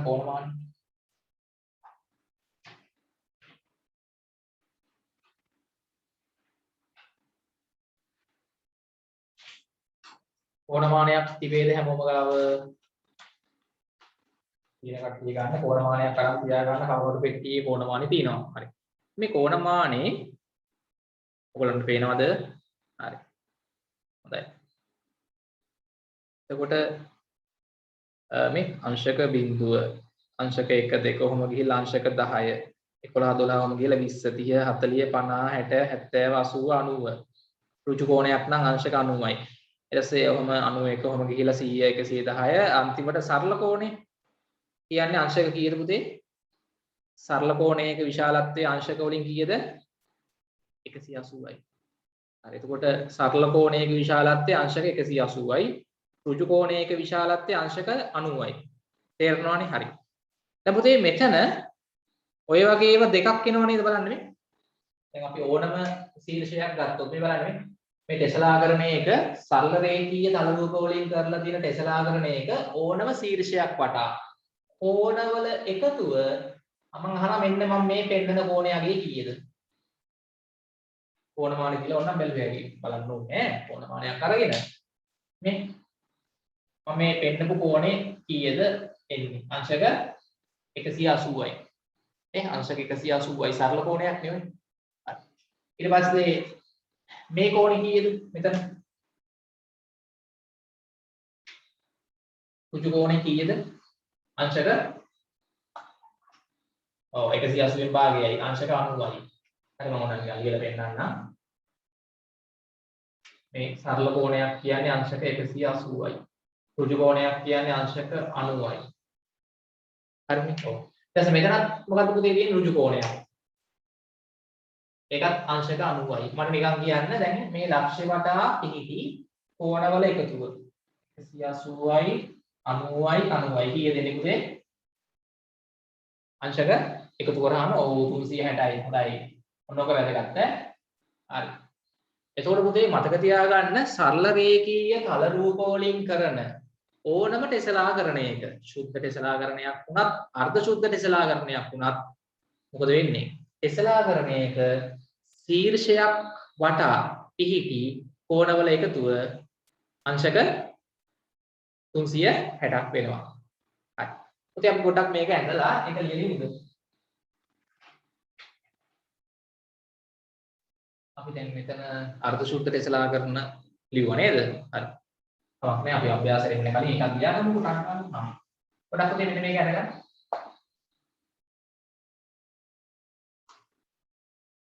මේක ඇඳලා පාට පෑන් පාවිච්චි කරන්න. මේ තියෙන්නේ ටෙස්ලාකරණයේ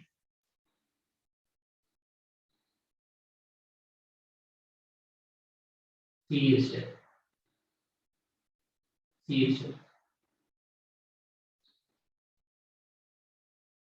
පාට පෑන් වලින් ඊටව දාගන්න. ටෙස්ලාකරණයේ ශීර්ෂය. මම මේක තැනක ටෙස්ලාකරණයේ ශීර්ෂයක් වටා කෝණ ටික මාක් කරලා පෙන්නලා තියෙනවා. ඔයගොල්ලෝ ඕනනම් මාක් කරගන්න. මේ ශීර්ෂය වටා කෝණවල අගයන් 90 90 180.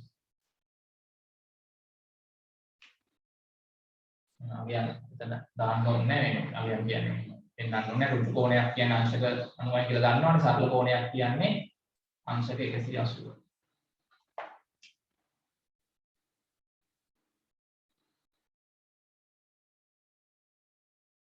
180යි 90යි 90යි. හරියට මේක අරගන්න. එහෙනම් අපි මේක ලියමු යටින් ඈ. ඉතින් අපි ලොකුට ඇඳලා කමක් නැහැ මේ වගේ. පාට පෑන් වලින් ඊතල දාලා පාට පෑන් පාවිච්චි කරන්න.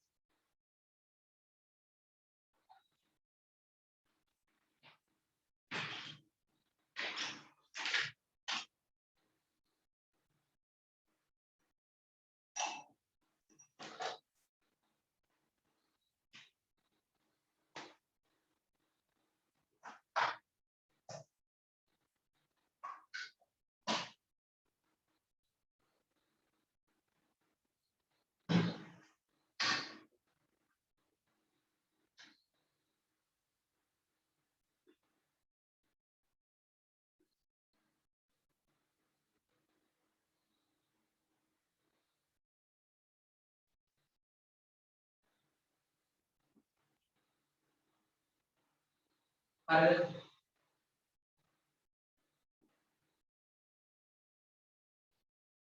ටෙස්ලාකරණයක ශීර්ෂයක් වටා පිහිටි කෝණවල එකතුව අංශක 360ක් වෙනවා ඈ. ඉස්සෙල්ලා ඔක ඇඳලා ඔය වගේ ඊතල දාලා නම් කරගන්න ශීර්ෂ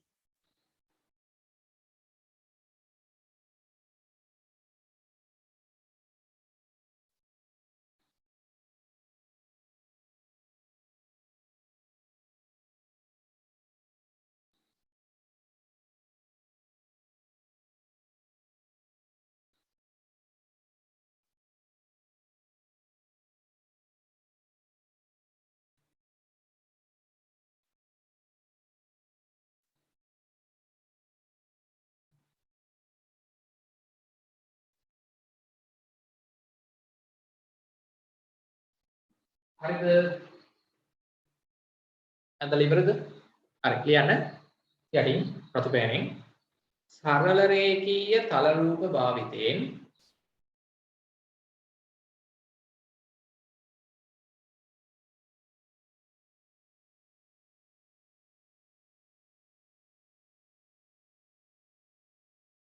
සරල රේඛීය තල රූප භාවිතයෙන් කරනු ලබන ටෙසලාකරණ වල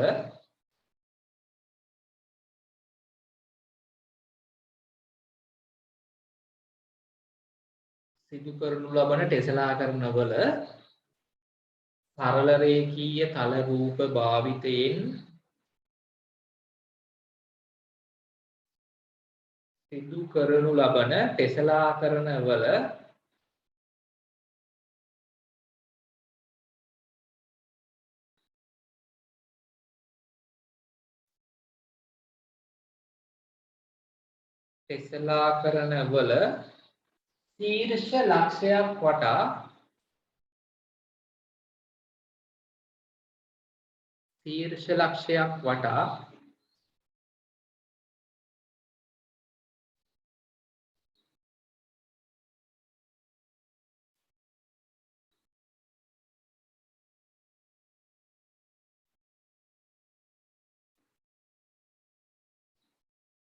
ශීර්ෂ ලක්ෂයක් වටා කෝණවල එකතුවට අපි කියනවා තව පදයක් වචනයක් ඓක්‍ය කියලානේ.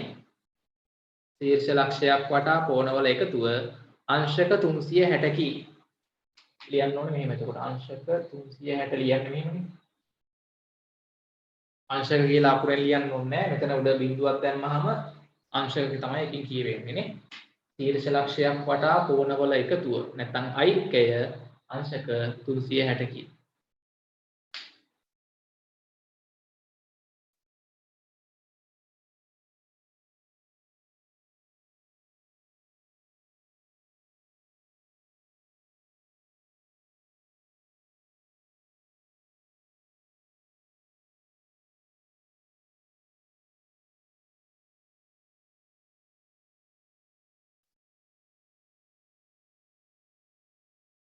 හරි.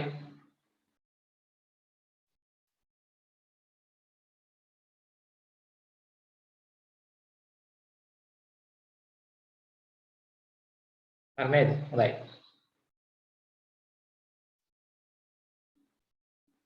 හරි. ඊළඟට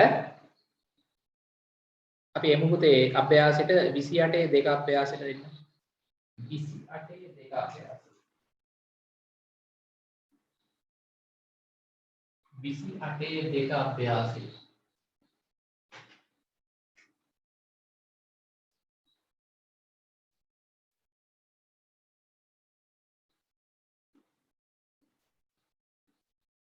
ප්‍රශ්නාංක 1 ඉක්මන් කරන්න.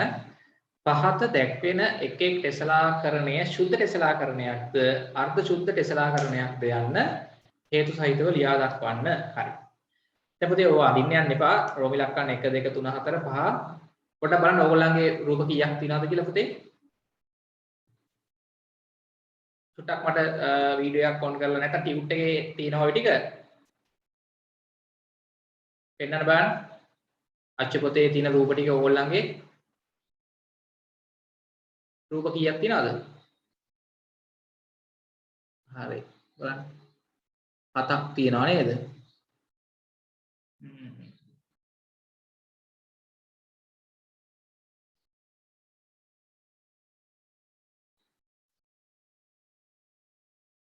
හතක් තියෙනවා.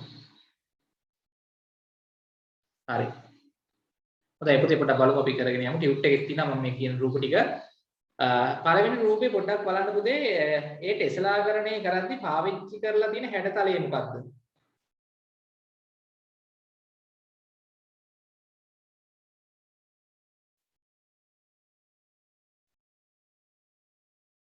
හැඩතලය මොකක්ද බලන්න ටක් ගාලා. සවිදි සඩාස්ත්‍ර. සවිදි සඩාස්ත්‍ර එකම සයිස්. එහෙනම් මොකද්ද පුතේ එන්නේ? එක එක පාට ගෑවට කමක් නැහැ. එකම සයිස් සඩාස්ත්‍රනේ.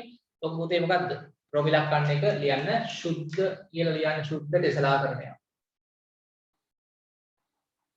සුද්ධ කියලා ලිව්වත් ඇති දැන්ට පස්සේ ලියා ගන්න ගෙදරදී ටෙස්ලා කරන සුද්ධ එක හැඩතලයක් පමණක් නිසා නේද හරි නැත්නම් මේක වගුවකට දාලා ඕනනම් සුද්ධ ටෙස්ලා කරනවල අංක ටිකයි අර්ධ සුද්ධ ටෙස්ලා කරනවල අංක ටිකයි දාගෙන යන්නත් පුළුවන් හරි ඕනනම් එහෙමත් කරන්න පුළුවන් වැඩේ නේද පොඩි මේ වගේ අපි වගුවක් දා ගන්නවා සුද්ධ ටෙස්ලා කරනවල අංක ටික රෝම ඉලක්කම් දාගෙන යන්න මේ පැත්තේ. අර්ධ සුද්ධ ටෙස්ලා කරනවල අංක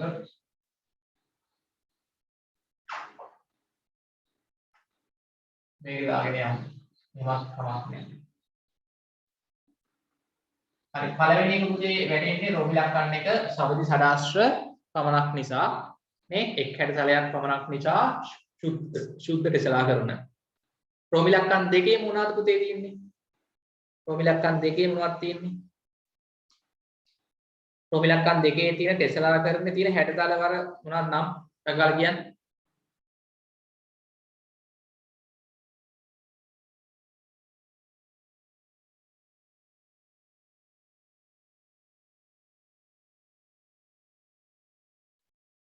ඈ? රගාල සඩාස්ත්‍ර දිනව නේද? සඩාස්ත්‍රයි තව මොනවද තියෙන්නේ?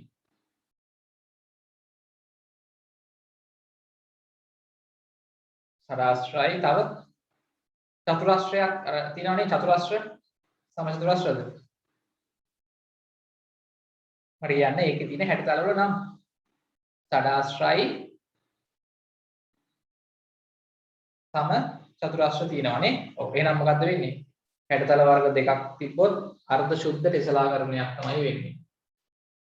රෝම ඉලක්කම් දෙක මෙතෙන්ට එන්න ඕනේ. හරි. තුන්වෙනි එකේ මොනවද තියෙන්නේ?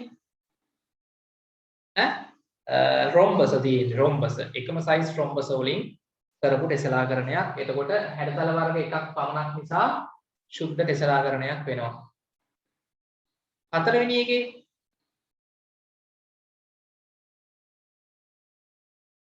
ඒකේ හොඳට බලන්න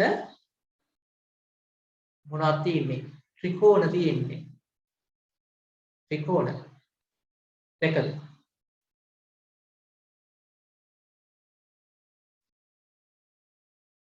හතරවෙනි එකේ තියෙන්නේ ත්‍රිකෝණ. දැක්කද?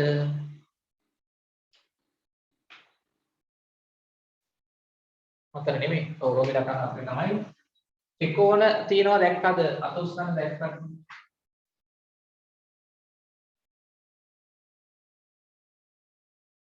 හතරවෙනි එකේ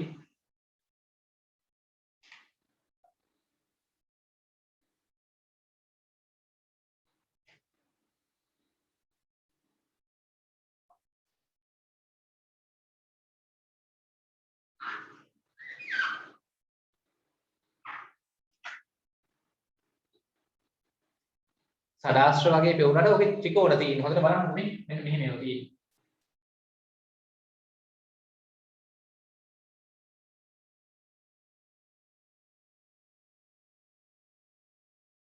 මම ඇදලා පෙන්නන්න. හොඳට බලන්න මේක එකක් මෙහෙම තියෙන්නේ කියලා. හොඳට බලන්න.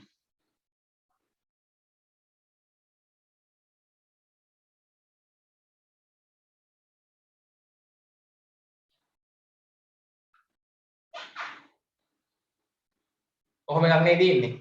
තව ඇඳුම් මෙහෙම එනවා වටෙන්ම. තව මේක කොහොම සෙට් වෙනවන්නේ. ඔයාලට සඩාස්ත්‍ර වගේ පිටන කොහොම එකක් නෙවෙයි පේන්නේ ඔය. දැකලා.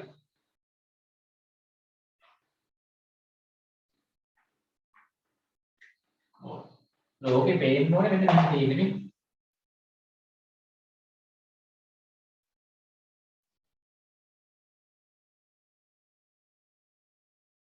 ත්‍රිකෝණ තියෙන්නේ. දැක්කද? ඔන්නම තියෙන්නේ.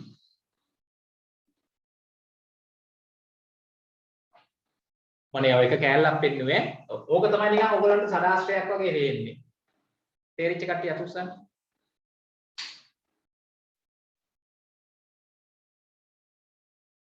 මේකේ තියෙන්නේ මෙන්න මේ ත්‍රිකෝණ. තේරිච්ච කට්ටිය අතුස්සන්. ඔව් ත්‍රිකෝණ. අර ත්‍රිකෝණ මෙහෙම ගොඩාක් මෙහෙම සෙට් කරාම මේක නිකන් අර පේන්නේ සදාශ්‍රයයක් වගේ ඉන්නේ සම්පූර්ණ එක නෑ. හැබැයි ත්‍රිකෝණ වලින් තමයි කරලා තියෙන්නේ. තේරුණාද? හරි. ඔය වගේ තමයි තියෙන්නේ. හරි. මේක එතකොට මොකද්ද? ටෙස්ලාකරණය. එකම ත්‍රිකෝණ පාවිච්චි කරලා කරපු ටෙස්ලාකරණයක් නිසා මේක වැටෙන්නේ මොකක්ද? සුද්ධ ටෙස්ලාකරණ වල ඉලක්කම් හතර. ත්‍රිකෝණ වලින් කරලා තියෙන ටෙස්ලාකරණයක්. හරි. කොහොම ඉලක්කම් පහ? ඒක නම් පැහැදිලිව පේනවා සදාස්ත්‍ර වගේ තිබ්බට ඒකෙත් මොනවද තියෙන්නේ බලන්න හොඳට. ඔව්. ඈ? මොනවද තියෙන්නේ? උඩාම හැඩතලයේ මොකක්ද ඒකේ? හොඳට බලන්න ඕනේ ඈ. අර කිරිපත් කෑල්ලේ තියෙන්නේ කිරිපත් කෑල්ල කියන්නේ මොනවද? රොම්බස්. රොම්බස් වගේ වනේ තියෙන්නේ. මේ බලන්න.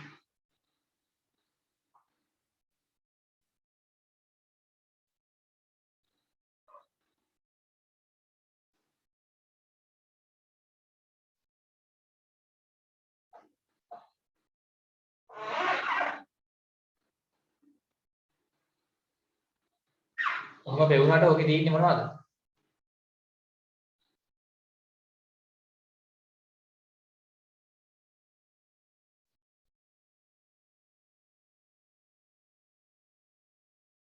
මම මේ පේන්නේ. හරි.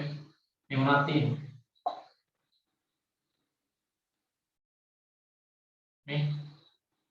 මේ තියෙන්නේ රොම්බස්.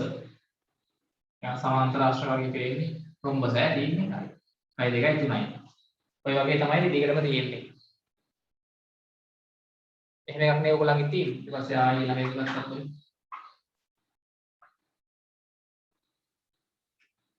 මෙතනක් මේ අර වෙන පාටක් දාලා තිබුණා මේකත් රොම්බසයක් ඔය.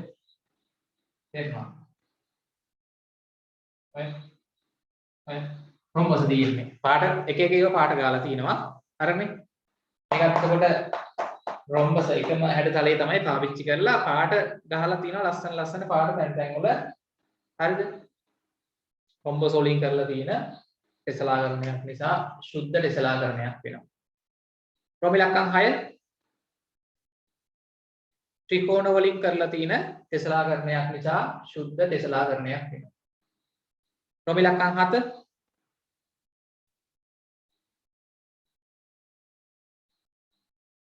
ක්‍රම ඉලක්කම් 7 නම් මොනවද? ත්‍රිකෝණයි සම චතුරස්‍රයද බලන්න තියෙන්නේ. ත්‍රිකෝණයි සම චතුරස්‍රයයි නේ. ඒක නිසා ඒක අර්ධ සුද්ධ ටෙස්ලාකරණයක් වෙනවා. දැන් මේවත් සුද්ධ ටෙස්ලාකරණ උනේ එකම හැඩතලයක් පමණක් භාවිතා කරපු නිසා. හේතුව අහලා තියෙනවානේ. මේ දෙන්න අර්ධ සුද්ධ උනේ හැඩතල වර්ග දෙකක් නැත්නම් කිහිපයක් භාවිතා කරලා තිබ්බ නිසා. හරි. හොඳයි. ප්‍රශ්නාංක 2ට එන්නේ. ප්‍රශ්නාංක 2ට. පහත සඳහන් හැඩ වලින් අර්ධ සුද්ධ ටෙස්ලාකරණය කළ හැකි හැඩතල යුගල තෝරා ලියන්න.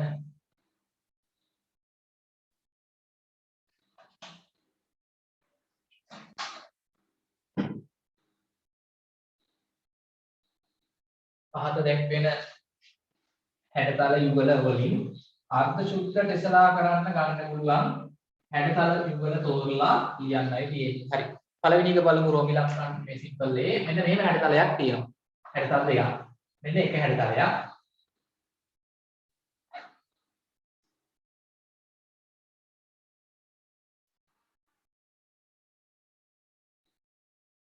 ඕකේ අනිත් හැඩතලයේ මෙන්න. මේක එක හැඩතලයක් ඈ. මේකේ අනිත් හැඩතලයේ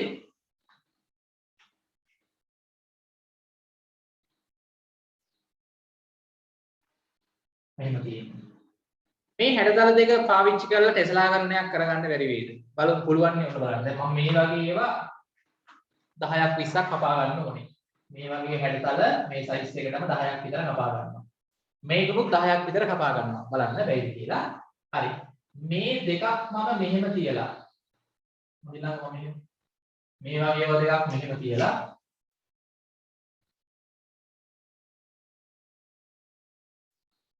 පොඩ මේකේ මෙහෙම යනවා. මෙන්න මේ විදසට අර අනිත් හැඩතලය අලවන්න පුළුවන් නේද මේ ගාන්ටන් සෙට් වෙන්නේ ඔය අනිත් හැඩතලය ඇලෙන්නේ ඒක හරිනේ පුළුවන් ඒ කියන්නේ නේ ඔව් ආයි මේ වගේ දෙකක් කොහොම සෙට් කරලා තේරෙනවද පුළුවන් මේ අර්ධ සුද්ධ දේශනාකරණයක් කරන්න පුළුවන් හරි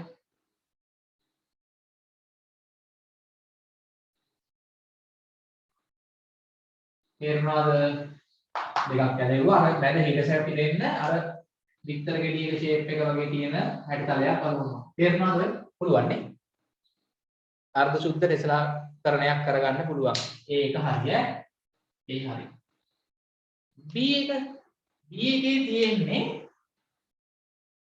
සවේදී සඩාස්ත්‍ර හැඩතලයක්ද මොකක්ද තියෙන්නේ නෑනේ පාද කීයක් තියෙනවද 8ක්ද අෂ්ටාශ්‍රයක් සවේදී පාද මේ 3යි 8ක් තියෙනවා පාද 8ක් තියෙන බහුවස්ත්‍රය අෂ්ටාශ්‍රයක් තියෙනවා අෂ්ටාශ්‍රය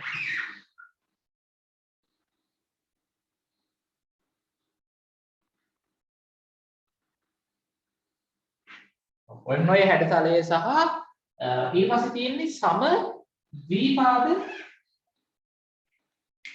ත්‍රිකෝණය සම ද්විපාද මෙන්න මේ හැඩතලයේ එක පාදයක දිග මේ සඩාශ්‍ර මේ අෂ්ටාශ්‍රේ පාදයකට දිග සමානයි හරිද මේක හරියට ගන්න මේ පාදයක දිගවල මේවල සමානයි මේ පාදයක දිගවල මේකේ එක පාදයක දිග සමානයි මේක මේ දිගවල දෙක සමානයි හැබැයි මෙයාගේ දිගට වඩා මේ දිග වෙනස් තේරෙනවනේ හරි මේ දෙක පාවිච්චි කරලා පුළුවන් වෙයිද අලෝගෙන ගියොත් නිකන් බලන්න දැන් මේක ඇලෙවුවාම පැහැදිලිව තේරෙනවනේ මේ දිගයි නම් සමානයි මේ දිගට මේ දිග සමාන වෙන්නේ නැති නිසාද මේක හිතන්න කොහොම ඇලෙවුවා කියලා මම අලෝගන්න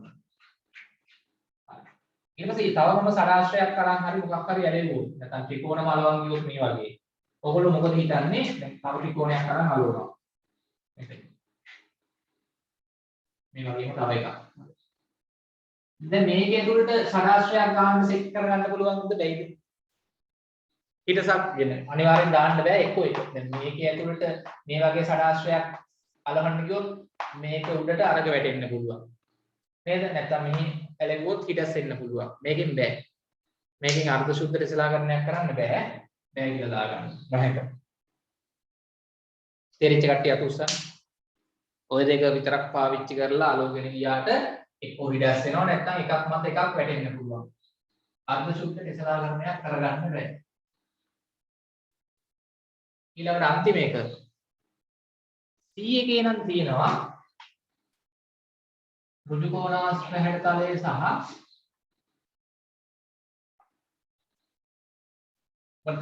දේශනාකරණයක් කරද්දී ඉඩස් එන්නත් බෑ එකක් මත එකක් වැටෙන්නත් බෑ ඍජු කෝණාශ්‍ර හැඩතලයයි සමපාද ත්‍රිකෝණ හැඩතලයයි නේ පාදයක දිග මෙන්න මේ ඍජු කෝණාශ්‍රය පල්ලට සමානයි හරි පුළුවන් ද ඔය දෙකෙන් කරන්න බලමු සමපාද ත්‍රිකෝණනේ හරි මම නිකන් මෙහෙම එකක් අලව ගන්නවා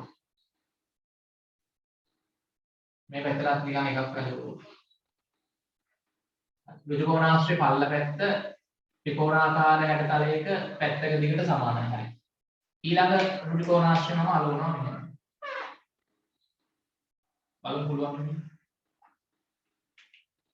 ඊළඟ සමපාද ත්‍රිකෝණෙත් අලව ගන්නවා මෙහෙම පුළුවන් ද බැයිද මේ පැත්ත එකක් අලව ගන්න හරි ආයි ඍජු කෝණාශ්‍රයක් මෙහෙම අලව ගන්නවා ආයි සමපාද ත්‍රිකෝණයක් මෙහෙම අලව ගන්නවා මේ පැත්තට එකක් අලව ගන්නවා ඊට පස්සේ ආයි මම මෙන්න මේ ඉඩසට ආයි සමපාද ත්‍රිකෝණයක් ගන්නට ඇලෙන්නේ මේකටත් ආයි ගන්නට ඇලෙන්නේ හරි ඊළඟට ආයි මම මේකට ඍජු කෝණාශ්‍ර පුළුවන් වෙයි කියන තකලා ආයි ඍජු කෝණාශ්‍ර අලවගෙන යනවා පුළුවන් කියන කට්ටිය අතුස්සන්න ආයි ත්‍රිකෝණ අලවනවා මේ පැත්තෙන් ඉඩස් එන්නේ නැහැ නේද පුළුවන් මෙතනට ත්‍රිකෝණ ඇලෙවුවේ හැටි පුළුවන් නේද පුළුවන් එහෙනම් C හරිය C වල දින මේ හැඩතල දෙකෙන් අර්ධ සුද්ධ තෙසලාකරණයක් කරගන්න පුළුවන්. හරි. දැන් පුතේ ඔච්චරයි අපි අභ්‍යාස දෙකමත් කරා දෙකයි තියෙන්නේ. හරිද? හරි ඔකේ තව අන්තිමට ඔය ටෙස්ලා කරන තව එක එක හැඩතල දාලා තිනවා. උදාහරණත් එක්ක ඒවා කරන්න පුළුවන් නම් ක්‍රියාකාරකම් තියෙනවා. ලස්සන පාට කොළ අරගෙන එක එක හැඩතල කපලා හරි සුදු කොළවල හරි පොතේ හරි අලවන්න. ටෙස්ලා කරන්න. හරි. පුතේ එතකොට දැන් ටෙස්ලා කරන පාඩම පැහැදිලිව තේරුණාද අතුස්සන්? කමක් නෑ අපි ක්ලාස් එක ඉවර කරන්න හදන්නේ. ගැටලුවක් නෑ තේරුණාද? හරි. හොඳයි එහෙනම් පුතේ අපි ලබන සතියේ අපිට තව එක පාඩමයි ඉතුරු වෙලා තියෙන්නේ නේද? අපි ඒ පාඩම ලබන සතියේ 29 පාඩම විතරයි තියෙන්නේ. 7 පන්ති අන්තිම පාඩම ලබන සතියේ ක්ලාස් එකෙන් හම්බ වෙමු. ලබන සතියේ ක්ලාස් එකේදී මේ පාඩම කරමු. දැන්ට මම අර දුන්න ගෙදර වැඩවල එඩිට් කරන්න පාටකොළ අරගෙන නේද සුද්ධ ටෙස්ලාකරණයක් කරන්න අර්ධ සුද්ධ ටෙස්ලාකරණයක් කරලා පොතේ අලවලා තියාගන්න. හරි. එහෙනම් පොතේ අයබෝවන් අපි ලබන සතියේ අවසාන පාඩමෙන් හම්බ වෙමු. 7 පන්තියේ තියෙන අන්තිම පාඩම. ලබන සතියේ ක්ලාස් එකෙන් කරමු.